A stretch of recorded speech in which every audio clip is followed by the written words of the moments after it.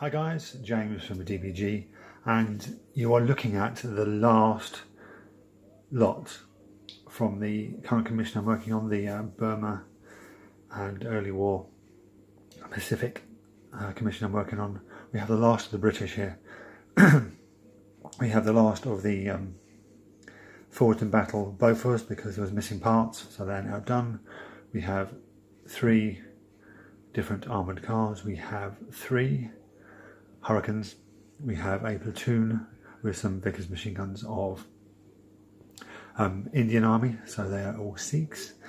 Down here we have some Chindit heavy weapons, machine guns and Piats. Some Chindit mule train or focus, some more mule trains back there. Right at the back there's some Gurkhas, and if I just pan across there, we have some Chindits there. And last but not least, we have this. Now this is a Westland Lifesander. It is a metal kit. I believe it's by QRF, SHQ or Skytrex. I can't remember which one it is.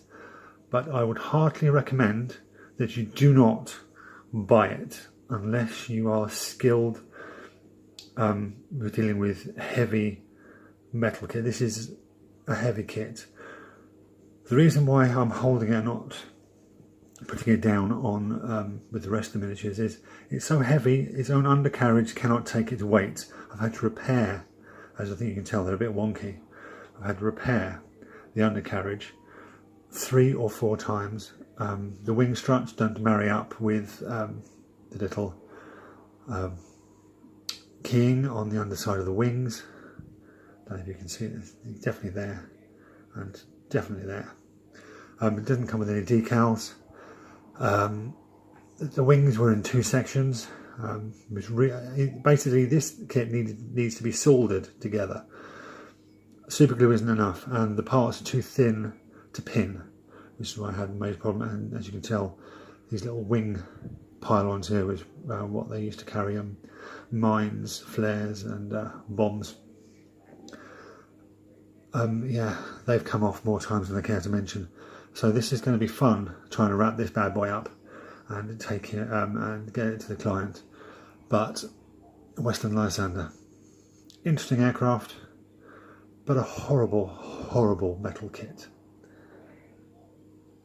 Totally the opposite is this bad boy.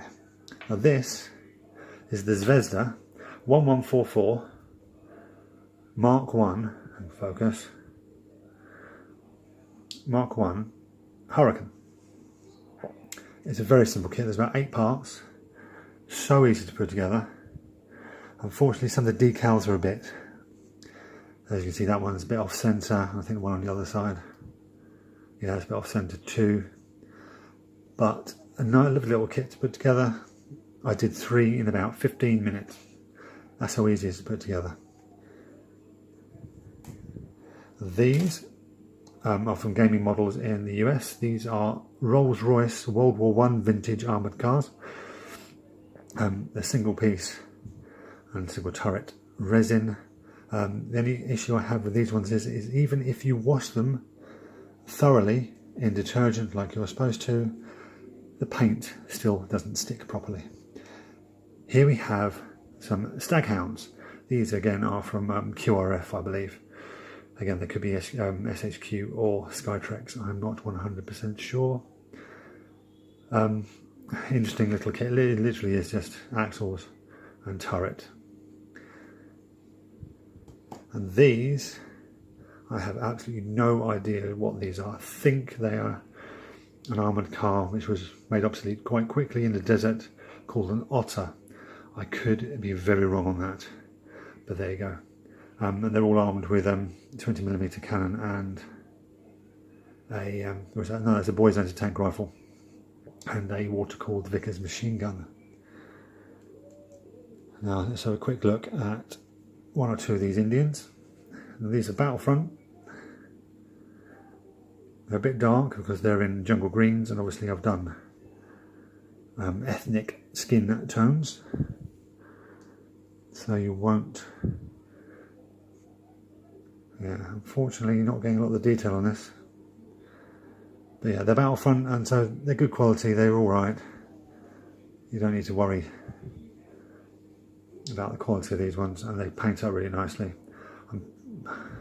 Unfortunately, you can't really tell because of the horrible lighting. I'm still dealing with electrical faults, so you're going to have to bear with me on that one. Now, this is from Eureka Miniatures.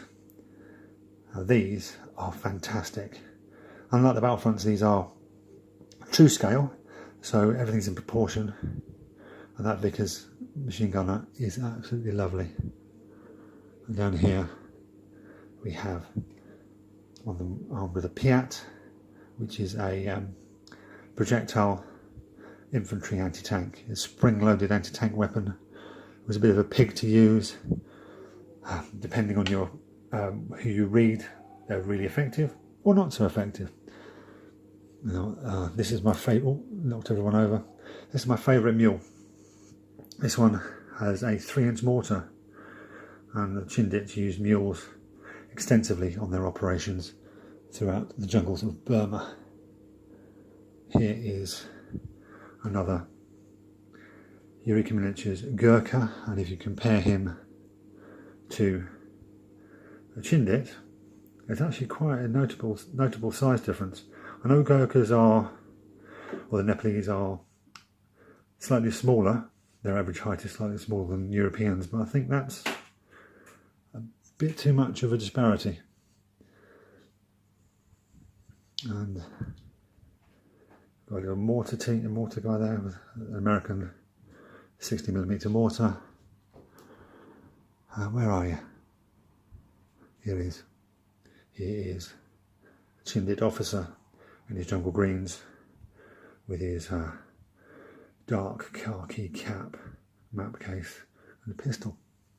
So there you go. That is it. That is the end of it. It is over. I have finished. That's 2 months of pretty much continuous 15mm miniatures, and I am glad it's over. I enjoyed a great deal of it. Obviously that Lifesander I did not enjoy at all. When you get into the zone, when you're painting 15mm miniatures, it makes it far easier. It is a bit monotonous, but the results at the end are well worth it. The next one, I'm back up to bolt action, so we're back up to 28mm. I'm really looking forward to it. Get my teeth into some more crisp detail, because you just can't get the details on 15mm miniatures that you can on 28. So there you go, guys. Thank you for watching. Don't forget to check out the video that was released yesterday. It is our 300 subscriber competition. Watch it, enter, and you're in a chance of winning some cool miniatures. As usual, guys, thanks for watching, and I'll catch you next time.